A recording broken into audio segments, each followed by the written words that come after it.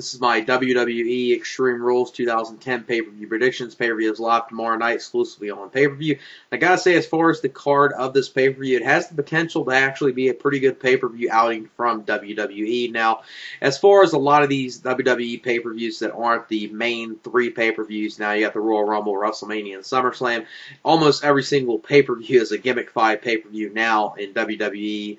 Which is the one thing I could deal without, but at least on this pay-per-view that, you got the Extreme Rules, gimmicks for each match on this pay-per-view. At least it's okay to do it on this pay-per-view because it's kind of almost like a backlash just with gimmicks involved with it, because all these matches are pretty much rematches from WrestleMania, or, matches that, are taking place because of a feud that's already been going on. So at least it makes sense having a gimmick in it. It's not like, oh, we're just having 7 matches on here and there's the first time these people are taking on each other and we need to just throw a gimmick on it for the sake of throwing a gimmick on it. So at least it's not that. Maybe 1 or 2 matches you could say that with, but most of the matches it's okay to have a gimmick on it in this pay-per-view, I would say. The opening matchup will be the former members of Crime Time taking on each other, Shad Gaspard versus JTG in a strap match. Obviously with this match, JTG will lose this match with Shad Gaspard picking up the victory in the strap match. Probably be a decent match. If there's one match on this pay-per-view I could almost deal without, it probably would be this match, because I just don't see these two having a good match at all. And the strap match, there's been a few good ones, but it's one of those types of matches where you don't really see a good one that often. I think this is just going to be, a decent, watchable match at best. Then the next matchup will be Beth Phoenix versus Michelle McCool for the women's title. Now, at this point, it doesn't have a gimmick to it, so I guess since it's the women's title match, they might throw a gimmick at the last minute, make it either an I Quit match or submission match, since it's a Extreme Rules pay-per-view and all the matches are supposed to have gimmicks. But I guess with the women's match, you kind of, don't necessarily need to have a gimmick involved with it. But this women's match with Beth Phoenix versus Michelle McCool could actually be a pretty good women's match on pay-per-view if they give them at least like 8 to 10 minutes. I think these two could have a pretty good pay-per-view match between these two, and it could be a very good women's match. And Beth Phoenix will pick up the victory and become the new women's champion. Because I think they've been building up Beth Phoenix for a little bit already with the stuff with Vicky Guerrero, and Beth Phoenix is kind of like one of the main focuses of the women's division on SmackDown, so I think it'll be the smartest thing to give her the title, and it does seem like they would go the route of having Beth Phoenix defeat Michelle McCool, and Beth Phoenix could do a lot of good stuff as far as women's champion on SmackDown. Then the next matchup will be Edge versus Chris Jericho in a cage match. These two had a very, very good match at WrestleMania 26. I think this match will be about equally as good, if not even better than their WrestleMania 26 match. These two have very good chemistry. You'll see them have good back-and-forth action. Great cage match, most likely, from these two. Now, the only thing with this pay-per-view, the Extreme Rules and WWE, now, I very rarely, I'm not one of them people that is going to complain about the PG era and saying that the only reason why WWE is bad, or some of the things WWE is bad, is because of the whole PG era, because it's not really that. It's other things as well, mainly booking. I could deal with some of the PG era stuff and just improve the booking. That's the thing I think WWE has the problem with more, is some of the booking and the booking nature of some of the stuff they do. It's not really the whole PG stuff, but it's kind of like a match like this. It's kind of like a blood feud. You kind of would need to have some juice in this match, some blood involved, but obviously it probably won't take place. But nonetheless, these two will probably have a good cage match between these two. Like I said, it's probably going to be equally as good as their WrestleMania 26 match, if not a little better. And I don't see Edge losing 2 months in a row, so I think Edge will get the revenge with Chris Jericho.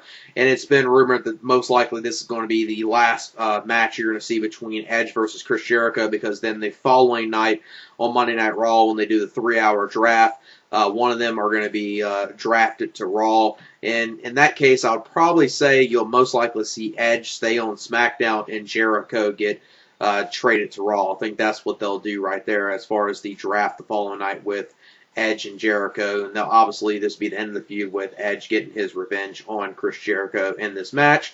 Then the next matchup will be Sheamus versus Triple H in a street fight. Now, these two actually had a pretty decent match at WrestleMania 26 last month, and definitely was the best match you've seen Sheamus have so far in his WWE career. And I think adding the street fight gimmick to it, these could actually probably have a good match. Now, it's been rumored that Triple H, well, it hasn't been rumored, but it's pretty much clear that Triple H is battling through some neck injuries right now. So don't be surprised within this match they do something where Sheamus picks up the victory and they write Triple H off of TV for a little bit, because Triple H probably, he could gut it out and fight through this injury with his neck, but it'd be the smartest thing for him in WWE, because with how many injuries Triple H has had in the past, with either quadricep tears, and now his neck is bothering him. You don't want to, he's one of your top stars within the company, even though I don't personally like Triple H. The smartest thing to do is just have him take a little break, and I think that's what they might do within this match, with having Sheamus pick up the victory in the street fight against Triple H, and then maybe writing Triple H off of TV. Or they might continue the feud after this with each other, maybe at the following month's pay-per-view. And I think this will probably be kind of like their WrestleMania 26 match. Might even be better since it's a street fight. Might actually be a whole lot better than what I was expecting. Their match at WrestleMania, going into it, I wasn't expecting anything at all, and we actually got a pretty good, solid match from both of them at that WrestleMania. And this month, with a street fight added to it, possibly could even improve the quality of the match. Like I said, Sheamus will pick up the victory in this match. Then the next matchup will be Rey Mysterio versus CM Punk. The rules for this match are: if CM Punk loses this match, he has to cut his hair and shave his head bald within this match.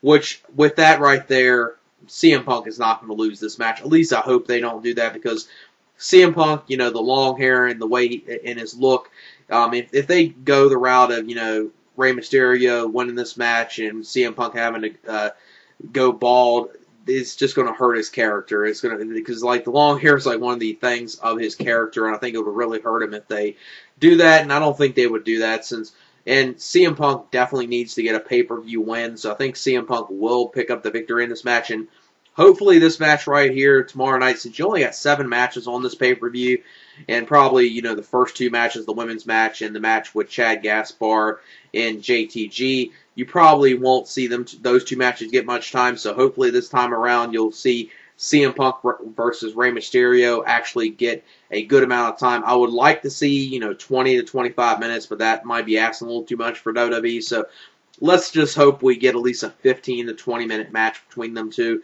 and them to go out there and perform a great match, because I know they definitely could if given the time. Hopefully they get more time than what they did at WrestleMania last month, and they have a great match on this pay-per-view. And like I said, I see CM Punk picking up the victory in this match. Then the next matchup will be Randy Orton versus Jack Swagger for the World Heavyweight Championship in a Extreme Rules match. Now, with this match going into it, Jack Swagger has been built up very, very weak. I mean, he's probably looking like one of the weakest champions ever, because Randy Orton has defeated Jack Swagger 2 times already. Undertaker defeated him, and John Morrison just defeated Swagger last night on Friday Night SmackDown. So he hasn't even picked up a victory as World Heavyweight Champion so far, I don't even think. Because he's lost to Orton twice, lost to Undertaker, and lost to John Morrison. So he's been a very weak champion. Pretty much the only win he got was, after, when he cashed in the Money in the Bank and won the World Heavyweight Championship. That's probably his only victory, and he's been built as a very weak champion. Hopefully he wins this match, and I'm pretty sure he would win this, because it has all the signs that Jack Swagger should be the one to walk out as World Heavyweight Champion. Because if they have Randy Orton win the world title in this match and defeat Jack Swagger will be pretty much completely buried and thrown right back down to the mid-card, if not a complete jobber. That's pretty much what they'll make him out to be if he loses this match. So with that, Swagger is going to pick up the victory in this match, especially with the Extreme Rules gimmick. He could use some cheap tactic to keep a hold of the title and just win it in some cheap fashion with him retaining the title in this match. Then the main event will be for the WWE Championship in a last man standing match, John Cena versus Batista. And these two had a very good match at SummerSlam 2008. Their match at WrestleMania 26 was very good as well.